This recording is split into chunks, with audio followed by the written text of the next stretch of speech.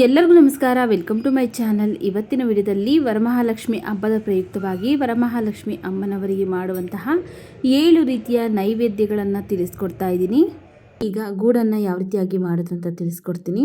First ಒಂದು ಕುಕ್ಕರ್ಗೆ ನಾನು ಈ ಕಪ್ಪಲ್ಲಿ 1 ಕಪ್ಪು ಅಕ್ಕಿ ಹಾಕ್ಕೊಳ್ತಾ ಇದ್ದೀನಿ. ನಾರ್ಮಲ್ ಆಗಿ ಊಟಕ್ಕೆ ಬಳಸಿವಲ್ಲ ಸೋನಾ ಮಸೂರಿ ಅಕ್ಕಿ, ಆ ಸೋನಾ ಮಸೂರಿ ಅಕ್ಕಿನೇ ಹಾಕ್ಕೊಂಡಿದ್ದೀನಿ. ಅಥವಾ ನೀವು ರೇಷನ್ ಅಕ್ಕಿ ಬೇಕಾದರೂ ಹಾಕ್ಕೊಳ್ಬೋದು. ಈಗ ಅಕ್ಕಿನ ಒಂದೆರಡು ಸರಿ ಚೆನ್ನಾಗಿ ತೊಳೆದು 1 ಕಪ್ ಅಕ್ಕಿಗೆ 3 ಕಪ್ ಆಗೋಷ್ಟು ನೀರನ್ನು ಸೇರಿಸಿ ಈಗ ಕುಕ್ಕರ್ ಲಿಡ್ನ ಕ್ಲೋಸ್ ಮಾಡಿ ಸ್ಟವ್ ಮೇಲೆ ಇಟ್ಟು ಒಂದು 3 ರಿಂದ 4 ವಿಷಲ್ ಕೂಗಿಸ್ಕೊಳ್ಬೇಕು. ಅನ್ನ ಎಲ್ಲ ಚೆನ್ನಾಗಿ ಸಾಫ್ಟಾಗಿ ಬೇಯಬೇಕು. ಅದರಿಂದ 3 ರಿಂದ 4 ನಿಮಿಷ ಚೆನ್ನಾಗಿ ಬೇಯಿಸ್ಕೊಂಡು ಕಂಪ್ಲೀಟಾಗಿ ಇದು ಪ್ರೆಷರೆಲ್ಲ ಹೋದ್ಮೇಲೆ ಓಪನ್ ಮಾಡ್ತಾ ಇದ್ದೀನಿ. ನೋಡಿ, ಅನ್ನ ಎಲ್ಲ ಚೆನ್ನಾಗಿ ಬೆಂದಿದೆ, ಅಂದರೆ ಅಕ್ಕಿ ಎಲ್ಲ ಚೆನ್ನಾಗಿ ಬೆಂದಿದೆ. ಒಂದು ಸ್ಪೂನ್ನಿಂದ ಅನ್ನನೆಲ್ಲ ಚೆನ್ನಾಗಿ ಮ್ಯಾಶ್ ಮಾಡ್ಕೊಳ್ತಾ ಇದ್ದೀನಿ. ಅನ್ನ ಉದ್ರುದ್ರಾಗಿ ಇರಬಾರ್ದು, ಚೆನ್ನಾಗಿ ಸಾಫ್ಟಾಗಿ ಬೇಯಿಸ್ಕೊಂಡ್ರೆ ಈ ರೀತಿ ಸ್ಪೂನ್ನಲ್ಲೇ ನಾವು ಮ್ಯಾಶ್ ಮಾಡ್ಕೊಳ್ಬೋದು. ಈ ರೀತಿ ಚೆನ್ನಾಗಿ ಮ್ಯಾಶ್ ಮಾಡ್ಕೊಂಡಿದ್ದೀನಿ. ಇಷ್ಟು ಮಾಡಿಕೊಂಡ್ರೆ ಸಾಕಾಗುತ್ತೆ. ಈಗ ಈ ಅನ್ನನ ಸೈಡ್ಗಿಟ್ಟು ನಾವು ಫಸ್ಟು ಸ್ಟವ್ ಮೇಲೆ ಒಂದು ಪಾತ್ರೆ ಬಿಸಿಗಿಟ್ಟು ಅದಕ್ಕೆ 1 ಟೇಬಲ್ ಸ್ಪೂನ್ ಆಗೋಷ್ಟು ತುಪ್ಪ ಹಾಕ್ಕೊಳ್ತಾ ಇದ್ದೀನಿ. ತುಪ್ಪ ಚೆನ್ನಾಗಿ ಕರಗಿದಾದ್ಮೇಲೆ 1 ರಿಂದ 3 ಸ್ಪೂನ್ ಆಗೋಷ್ಟು ಗೋಡಂಬಿನ ಹಾಕ್ಕೊಂಡು ಲೈಟಾಗಿ ಬಣ್ಣ ಚೇಂಜ್ ಆಗೋವರೆಗೂ ಫ್ರೈ ಮಾಡ್ಕೊಳ್ತಾ ಇದ್ದೀನಿ. ನೋಡಿ, ಈ ರೀತಿಯಾಗಿ ಲೈಟಾಗಿ ಗೋಡಂಬಿ ಎಲ್ಲ ಬಣ್ಣ ಚೇಂಜ್ ಆದಮೇಲೆ ಈಗ 1 ರಿಂದ 3 ಸ್ಪೂನ್ ಆಗೋಷ್ಟು ಒಣಗಿರುವಂತಹ ದ್ರಾಕ್ಷಿನೂ ಸಹ ಹಾಕ್ಕೊಳ್ತಾ ಇದ್ದೀನಿ. ಇವಿಷ್ಟು ಈಗ ನಾವು ತುಪ್ಪದಲ್ಲೇ ಲೈಟಾಗಿ ಕಲರ್ ಚೇಂಜ್ ಆಗೋವರೆಗೂ ಫ್ರೈ ಮಾಡ್ಕೊಂಡಿದ್ದೀನಿ. ನೋಡಿ, ಈಗ ಇದು ರೆಡಿ ಆಗಿದೆ. ಈಗ ಇದನ್ನು ತೆಗೆದಿಟ್ಕೊಳ್ತಾ ಇದ್ದೀನಿ. ಒಂದು ಚಿಕ್ಕ ಪ್ಲೇಟಲ್ಲಿ ತೆಗೆದಿಟ್ಕೊಳ್ತಾ ಇದ್ದೀನಿ. ಹಾಗೆಯೇ ಅದೇ ತುಪ್ಪಕ್ಕೇ ಯಾವ ಕಪ್ಪಲ್ಲಿ ಅಕ್ಕಿ ತೊಗೊಂಡಿದ್ರಲ್ಲ ಅದೇ ಕಪ್ಪಲ್ಲಿ 1 ಕಪ್ಪು ಬೆಲ್ಲ ಹಾಕ್ಕೊಳ್ತಾ ಇದ್ದೀನಿ. ಹಾಗೆಯೇ ಒಂದು ಅರ್ಧ ಕಪ್ ಆಗೋಷ್ಟು ನೀರನ್ನು ಸೇರಿಸ್ತಾ ಇದ್ದೀನಿ. ನೀರನ್ನು ಸೇರಿಸಿ ಈಗ ಇದನ್ನು ನಾವು ಬೆಲ್ಲನೆಲ್ಲ ಚೆನ್ನಾಗಿ ಕರಗಿಸ್ಕೊಳ್ಬೇಕು. ಈ ಬೆಲ್ಲದಲ್ಲಿ ಕಲ್ಲೇನು ಇಲ್ಲ, ಅದರಿಂದ ನಾನು ಹಾಗೇ ಬಳಸ್ಕೊಳ್ತಾ ಇದ್ದೀನಿ. ನೀವು ತೊಗೊಂಡಿರುವಂತಹ ಬೆಲ್ಲದಲ್ಲಿ ಏನಾದರೂ ಕಲ್ಲಿದ್ದರೆ ನೀವು ಶೋಧಿಸ್ಕೊಳ್ಬೇಕಾಗತ್ತೆ. ಈ ಟೈಮಲ್ಲಿ ಬೆಲ್ಲ ಪೂರ್ತಿಯಾಗಿ ಕರಗಿದಾದಮೇಲೆ 1 ಕಪ್ಪು ಹಸಿ ಕೊಬ್ಬರಿ ಹಾಕ್ಕೊಂಡು ಮಿಕ್ಸ್ ಮಾಡ್ಕೊಳ್ತಾ ಇದ್ದೀನಿ. ಈಗ ಚೆನ್ನಾಗಿ ಕುದಿ ಬರ್ತಾ ಇದೆ. ನೋಡಿ, ಈಗ ಇದಕ್ಕೆ ನಾವು ಮೊದಲೇ ಬೇಯಿಸಿ ಮ್ಯಾಶ್ ಮಾಡ್ಕೊಂಡಿದ್ರಲ್ಲ ಅನ್ನ, ಆ ಅನ್ನನ ಈಗ ಇದಕ್ಕೆ ಹಾಕ್ಕೊಳ್ತಾ ಇದ್ದೀನಿ. ಅನ್ನ ಹಾಕ್ಕೊಂಡು ಇದಿಷ್ಟನ್ನು ಚೆನ್ನಾಗಿ ಈ ಬೆಲ್ಲದ ಜೊತೆಗೇ ಮಿಕ್ಸ್ ಆಗಬೇಕು. ಆ ರೀತಿ ಮಿಕ್ಸ್ ಮಾಡ್ಕೊಳ್ತಾ ಇದ್ದೀನಿ. ನೀವೇನಾದರೂ ಫಸ್ಟ್ ಟೈಮ್ ನಮ್ಮ ಚಾನಲ್ಗೆ ವಿಸಿಟ್ ಮಾಡಿ ಇನ್ನೂ ಸಬ್ಸ್ಕ್ರೈಬ್ ಮಾಡ್ಕೊಳ್ದೆ ನೋಡ್ತಾ ಇದ್ದರೆ ಪ್ಲೀಸ್ ಸಬ್ಸ್ಕ್ರೈಬ್ ಮಾಡಿಕೊಂಡು ನಮ್ಮ ಚಾನಲ್ಗೆ ಸಪೋರ್ಟ್ ಮಾಡಿ ಸ್ನೇಹಿತರೆ. ನೋಡಿ, ಇಲ್ಲಿ ಅನ್ನ ಎಲ್ಲ ಬೆಲ್ಲದ ಜೊತೆಗೇ ಚೆನ್ನಾಗಿ ಹೊಂದ್ಕೊಂಡಿದೆ. ಈಗ ಇದು ದೇವಸ್ಥಾನದ ಶೈಲಿಯಲ್ಲಿ ಒಳ್ಳೆ ಘಮ ಪರಿಮಳ ಬರಬೇಕು ಅಂದರೆ ಸ್ವಲ್ಪ ಪಚ್ಚಕರ್ಪೂರನ ಈ ರೀತಿ ಕ್ರಷ್ ಮಾಡಿ ಹಾಕ್ಕೊಳ್ಬೇಕು. ಪಚ್ಚಕರ್ಪೂರ ಹಾಕೋದ್ರಿಂದ ದೇವಸ್ಥಾನದಲ್ಲಿ ಯಾವ ರೀತಿಯಾಗಿ ಘಮ ಘಮ ಅಂತ ಇರುತ್ತಲ್ಲ ಅದೇ ರೀತಿ ಅದೇ ಟೇಸ್ಟು ಇರುತ್ತೆ. ಪಚ್ಚಕರ್ಪೂರ ಹಾಕ್ಕೊಂಡಾದ್ಮೇಲೆ ಸ್ವಲ್ಪ ಏಲಕ್ಕಿ ಪೌಡರ್ನ ಸೇರಿಸ್ತಾ ಇದ್ದೀನಿ. ಹಾಗೆಯೇ ತುಪ್ಪದಲ್ಲಿ ಹುರ್ಕೊಂಡಿರುವಂತಹ ದ್ರಾಕ್ಷಿ ಗೋಡಂಬಿನೂ ಸಹ ಹಾಕ್ಕೊಂಡು ಚೆನ್ನಾಗಿ ಇದಿಷ್ಟು ಮಿಕ್ಸ್ ಮಾಡ್ಕೊಳ್ಬೇಕು. ನೋಡಿ, ಈಗ ಚೆನ್ನಾಗಿ ಮಿಕ್ಸ್ ಮಾಡ್ಕೊಂಡಾಗಿದೆ. ಒಳ್ಳೆ ಘಮ ಘಮ ಅನ್ನುವಂತಹ ಗೂಡನ್ನು ರೆಡಿ ಆಗಿದೆ. ಸ್ಟವ್ ಆಫ್ ಮಾಡ್ಕೊಳ್ತಾ ಇದ್ದೀನಿ. ನೋಡಿದ್ರಲ್ಲ ಯಾವ ರೀತಿಯಾಗಿ ವರಮಹಾಲಕ್ಷ್ಮಿ ಅಮ್ಮನವರಿಗೆ ಪ್ರಿಯವಾದ ನೈವೇದ್ಯ ದೇವಸ್ಥಾನದ ಶೈಲಿಯಲ್ಲಿ ಮಾಡುವ ಗೂಡನ್ನು ಯಾವ ರೀತಿ ಮಾಡೋದು ಅಂತ. ವರಮಹಾಲಕ್ಷ್ಮಿ ಅಮ್ಮನವರಿಗೆ ಮಾಡುವಂತಹ 3ನೇ ನೈವೇದ್ಯ ಕೋಸಂಬರಿ ಯಾವ ರೀತಿಯಾಗಿ ಮಾಡೋದು ಅಂತ ತಿಳಿಸ್ಕೊಡ್ತೀನಿ ಬನ್ನಿ. ನೋಡಿ, ಇಲ್ಲಿ ಒಂದು ಬಟ್ಲಿಗೆ ನಾನು ಈ ಕಪ್ಪಲ್ಲಿ 1 ಕಪ್ಪು ಹೆಸರುಬೇಳೆ ಹಾಕ್ಕೊಳ್ತಾ ಇದ್ದೀನಿ. ಈಗ 1-2 ಸರಿ ಚೆನ್ನಾಗಿ ತೊಳ್ಕೊಂಡು ಇದು ಮುಳುಗುವಷ್ಟು ನೀರನ್ನು ಸೇರಿಸಿ ನಾನಿಲ್ಲಿ 1 ರಿಂದ 1.5 ಗಂಟೆಗಳ ಕಾಲ ಮುಚ್ಚಿ ಇದನ್ನು ನೆನೆಸ್ಕೊಳ್ತಾ ಇದ್ದೀನಿ. 1.5 ಗಂಟೆ ನೆಂದರೆ ಸಾಕಾಗುತ್ತೆ, ಕರೆಕ್ಟಾಗಿ ನೆಂದಿರುತ್ತೆ. ನೋಡಿ, ಇಲ್ಲಿ 1 ರಿಂದ 1.5 ಗಂಟೆ ಆಗಿದೆ. ಓಪನ್ ಮಾಡಿ ತೋರಿಸ್ತಾ ಇದ್ದೀನಿ. ಹೆಸರುಬೇಳೆ ಎಲ್ಲ ಚೆನ್ನಾಗಿ ನೆಂದಿದೆ, ಇದೇ ರೀತಿ ನೆಂದಿರಬೇಕು. ಈಗ ಇದರಲ್ಲಿರುವಂತಹ ನೀರನ್ನೆಲ್ಲ ಬಸ್ತು ಇದಕ್ಕೆ ನಾನು ಸಣ್ಣದಾಗಿ ಕಟ್ ಮಾಡಿರುವಂತಹ ಸೌತೆಕಾಯಿ 1 ಕಪ್ ಹಾಕ್ಕೊಂಡಿದ್ದೀನಿ. 1-2 ರಿಂದ 3 ಸ್ಪೂನ್ ಆಗುವಷ್ಟು ಕ್ಯಾರೆಟ್ ತುರಿನ ತುರಿದ್ಬಿಟ್ಟು ಹಾಕ್ಕೊಂಡಿದ್ದೀನಿ. ಒಂದು 3 ರಿಂದ 4 ಸ್ಪೂನ್ ಆಗುವಷ್ಟು ದಾಳಿಂಬೆ ಹಣ್ಣನ್ನು ಸಹ ಬೀಜನ ಬಿಡಿಸ್ಬಿಟ್ಟು ಹಾಕ್ಕೊಂಡಿದ್ದೀನಿ. ಹಾಗೆಯೇ 1-2 ರಿಂದ 3 ಸ್ಪೂನ್ ಆಗೋಷ್ಟು ಹಸಿ ಕಾಯಿ ತುರಿನೂ ಸಹ ಹಾಕ್ಕೊಂಡಿದ್ದೀನಿ. ಸಾರಿ ಸ್ನೇಹಿತರೆ, ಅವಿಷ್ಟನ್ನು ಕ್ಲಿಪ್ ಮಿಸ್ ಆಗಿದೆ, ನಾನು ನೋಡ್ಕೊಂಡಿರಲಿಲ್ಲ. ಅದರಿಂದ ಇವಿಷ್ಟನ್ನು ಸೇರಿಸಿ ಚೆನ್ನಾಗಿ ಮಿಕ್ಸ್ ಮಾಡಿಕೊಂಡು ಈಗ ಒಗ್ಗರಣೆ ಮಾಡ್ಕೊಳ್ಳೋಣ. ಒಗ್ಗರಣೆ ಮಾಡೋದಕ್ಕೆ ಸ್ವಲ್ಪ ಎಣ್ಣೆ, ಹಾಗೆಯೇ ಸ್ವಲ್ಪ ಸಾಸಿವೆ ಹಾಕ್ಕೊಳ್ತಾ ಇದ್ದೀನಿ. ಹಾಗೆ ಸ್ವಲ್ಪ ಹಸಿ ಕರಿಬೇವಿನ ಸೊಪ್ಪು, 1-2 ಬ್ಯಾಡಗಿ ಮೆಣಸಿನಕಾಯಿನೂ ಸಹ ಕಟ್ ಮಾಡಿ ಹಾಕ್ಕೊಳ್ತಾ ಇದ್ದೀನಿ. ಖಾರಕ್ಕೆ ತಕ್ಕನಾಗಿ ನೋಡಿಕೊಂಡು 1-2 ರಿಂದ 3 ಹಸಿಮೆಣಸಿನಕಾಯಿನೂ ಸಹ ಕಟ್ ಮಾಡಿ ಹಾಕ್ಕೊಂಡು ಈಗ ಇವಿಷ್ಟನ್ನು ಫ್ರೈ ಮಾಡಿ ಈಗ ಸ್ಟವ್ ಆಫ್ ಮಾಡಿಕೊಂಡು ಮೊದಲೇ ಮಾಡ್ಕೊಂಡಿರುವಂತಹ ಕೋಸಂಬರಿಗೆ ಈ ಒಗ್ಗರಣೆಯನ್ನು ಮಿಕ್ಸ್ ಮಾಡ್ಕೊಳ್ಬೇಕು. ಸ್ವಲ್ಪ ಸಣ್ಣದಾಗಿ ಕಟ್ ಮಾಡಿರುವಂತಹ ಕೊತ್ತಂಬರಿ ಸೊಪ್ಪನ್ನು ಸಹ ಹಾಕ್ಕೊಂಡಿದ್ದೀನಿ. ನಾನಿಲ್ಲಿ ಉಪ್ಪನ್ನು ಮಿಕ್ಸ್ ಮಾಡ್ಕೊಳ್ತಾ ಇಲ್ಲ. ಯಾವ ಟೈಮಲ್ಲಿ ಸರ್ವ್ ಮಾಡ್ತಿರಲ್ಲ ಆ ಟೈಮಲ್ಲಿ ನೋಡಿಕೊಂಡು ಉಪ್ಪನ್ನು ಮಿಕ್ಸ್ ಮಾಡ್ಕೊಳ್ಬೇಕಾಗತ್ತೆ. ಯಾಕಂದರೆ ಮೊದಲೇ ಉಪ್ಪು ಹಾಕ್ಬಿಟ್ರೆ ನೀರು ಬಿಟ್ಕೊಂಡ್ಬಿಡುತ್ತೆ. ಅದರಿಂದ ಸರ್ವ್ ಮಾಡೋ ಟೈಮಲ್ಲಿ ಉಪ್ಪನ್ನು ಮಿಕ್ಸ್ ಮಾಡ್ಕೊಳ್ಬೇಕು. ನೋಡಿ ಈಗ ರುಚಿಯಾದಂತಹ ಕೋಸಂಬರಿ ರೆಡಿ ಆಗಿದೆ. ಕಡಲೆಕಾಳು ಉಸ್ಲಿ ಯಾವ ರೀತಿಯಾಗಿ ಮಾಡೋದು ಅಂತ ತಿಳಿಸ್ಕೊಡ್ತೀನಿ ಬನ್ನಿ. ನೋಡಿ ಇಲ್ಲಿ 1 ಕಪ್ಪು ಕಡಲೆಕಾಳನ್ನು ನಾನು ರಾತ್ರಿನೇ ನೆನೆಸಿ ತೊಗೊಂಡಿದ್ದೀನಿ. ಈಗ ಇದರಲ್ಲಿರುವಂತಹ ನೀರನ್ನೆಲ್ಲ ಬಸ್ದು ಒಂದು ಕುಕ್ಕರ್ಗೆ ಹಾಕ್ಕೊಳ್ತೀನಿ. ನಾನಿಲ್ಲಿ ಕಪ್ಪು ಕಡಲೆಕಾಳು ತೊಗೊಂಡಿದ್ದೀನಿ. ನೀವು ಬೇಕಿದ್ರೆ ಬಿಳಿ ಕಡಲೆಕಾಳಲ್ಲೂ ಸಹ ಇದೇ ರೀತಿ ಮಾಡ್ಕೊಳ್ಬೋದು. ಕಡಲೆಕಾಳು ಬೇಯೋದಕ್ಕೆ ನೀರನ್ನು ಸೇರಿಸಿದ್ದೀನಿ. ಹಾಗೆಯೇ ರುಚಿಗೆ ತಕ್ಕಷ್ಟು ಉಪ್ಪನ್ನು ಹಾಕ್ಕೊಂಡು ಈಗ ಒಂದ್ಸರಿ ಮಿಕ್ಸ್ ಮಾಡಿಕೊಂಡು ಕುಕ್ಕರ್ ಲಿಡ್ನ ಕ್ಲೋಸ್ ಮಾಡಿ ಸ್ಟವ್ ಮೇಲೆ ಇಟ್ಟು ನಾವು 1 ವಿಷಿಲ್ ಕೂಗಿಸ್ಕೊಳ್ಬೇಕು. ಈಗ 1 ವಿಷಿಲ್ ಬಂದು ಇದು ಪ್ರೆಷರೆಲ್ಲ ಹೋದ್ಮೇಲೆ ಕುಕ್ಕರ್ ಕ್ಯಾಪ್ ಓಪನ್ ಮಾಡ್ತಾ ಇದ್ದೀನಿ. ನೋಡಿ ಕಡಲೆಕಾಳೆಲ್ಲ ಈ ರೀತಿ ಚೆನ್ನಾಗಿ ಬೆಂದಿರಬೇಕು. 1 ವಿಷಿಲ್ಗೆ ಬೇಗ ಬೆಂದೋಗ್ಬಿಡುತ್ತೆ. ನಾವು ರಾತ್ರಿನೇ ನೆನೆಸಿರೋದ್ರಿಂದ. ನೆನೆಸಿಲ್ಲ ಅಂದರೆ ಒಂದು 6ರಿಂದ 7 ವಿಷಿಲ್ ಕೂಗಿಸ್ಕೊಳ್ಬೇಕಾಗತ್ತೆ. ನೋಡಿ ಇಲ್ಲಿ ಇದರಲ್ಲಿರುವಂತಹ ನೀರನ್ನೆಲ್ಲ ಬಸ್ತು ಸೈಡ್ಗೆ ಇಟ್ಟಿದ್ದೀನಿ. ಹಾಗೆಯೇ ಒಂದು ಬಾಣಲಿ ಬಿಸಿಗಿಟ್ಟು 1 ಟೇಬಲ್ ಸ್ಪೂನ್ ಆಗೋಷ್ಟು ಎಣ್ಣೆ ಹಾಕ್ಕೊಳ್ತಾ ಇದ್ದೀನಿ. ಎಣ್ಣೆ ಬಿಸಿ ಆದಮೇಲೆ ಸ್ವಲ್ಪ ಸಾಸಿವೆ, ಸ್ವಲ್ಪ ಕರಿಬೇವಿನ ಸೊಪ್ಪು, ಹಾಗೆಯೇ ಇದಕ್ಕೆ 2 ಹಸಿಮೆಣಸಿಕಾಯನ್ನು ಸಹ ಸಣ್ಣದಾಗಿ ಹೆಚ್ಚಿಬಿಟ್ಟು ಹಾಕ್ಕೊಳ್ತಾ ಇದ್ದೀನಿ. ಇವಿಷ್ಟನ್ನು ಫ್ರೈ ಮಾಡ್ಕೊಳ್ಬೇಕು.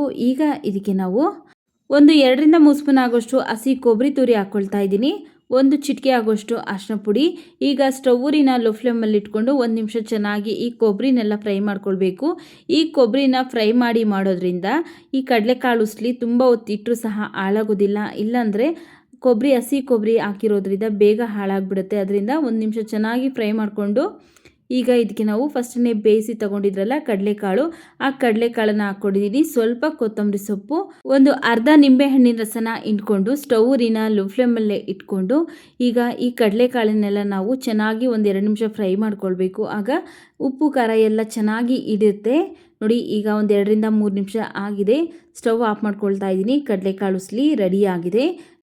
ಚಿತ್ರಾನ್ನ ಯಾವ ರೀತಿಯಾಗಿ ಮಾಡೋದು ಅಂತ ತಿಳಿಸ್ಕೊಡ್ತಾ ಇದ್ದೀನಿ ಬನ್ನಿ. ಸ್ಟವ್ ಮೇಲೆ ಒಂದು ಬಾಣಲಿ ಬಿಸಿಗಿಟ್ಟು 2 ಟೇಬಲ್ ಸ್ಪೂನ್ ಆಗೋಷ್ಟು ಎಣ್ಣೆ ಹಾಕ್ಕೊಳ್ತಾ ಇದ್ದೀನಿ.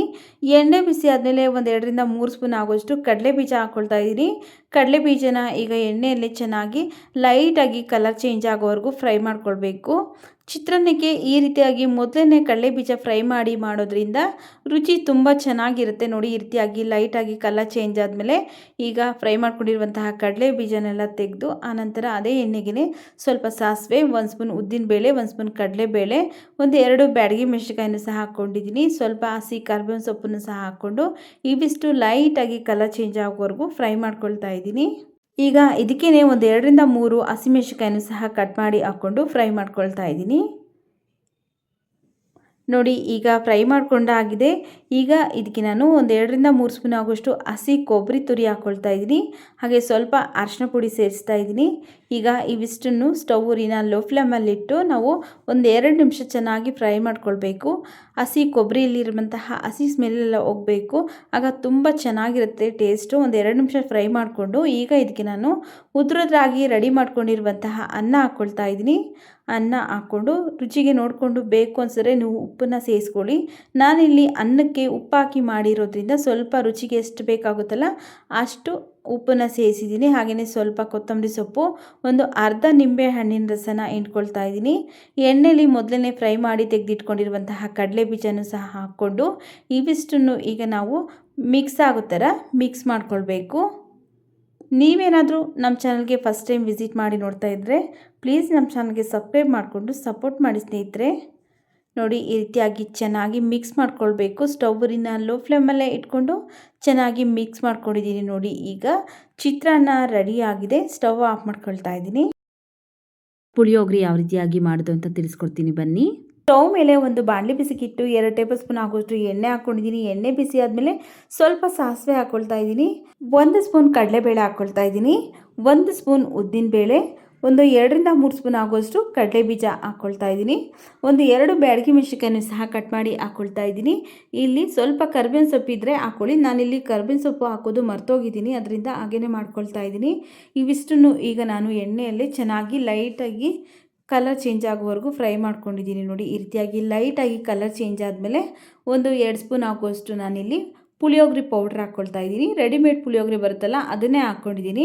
ಹಾಕ್ಕೊಂಡು ಸ್ಟವ್ವಿನ ಲೋ ಫ್ಲೇಮಲ್ಲಿಟ್ಟು ಚೆನ್ನಾಗಿ ಮಿಕ್ಸ್ ಮಾಡಿಕೊಂಡು ಈಗ ಇದಕ್ಕೆ ನಾವು ಒಂದು ನೆಲ್ಲಿಕಾಯಿ ಗಾತ್ರದಷ್ಟು ಹುಣಸೆಹಣ್ಣನ್ನು ನೆನೆಸ್ಬಿಟ್ಟು ರಸನ ತೆಗೆದುಬಿಟ್ಟು ಹಾಕ್ಕೊಳ್ತಾ ಇದ್ದೀನಿ. ನೋಡ್ಕೊಳ್ಳಿ, ನಿಮಗೆ ಕ್ವಾಂಟಿಟಿ ಎಷ್ಟು ಮಾಡ್ತೀರಲ್ಲ ಅಷ್ಟು ಮೇಲೆ ನೀವು ಹುಣಸೆಹಣ್ಣಿನ ರಸ ಹಾಕ್ಕೊಳ್ಬೋದು.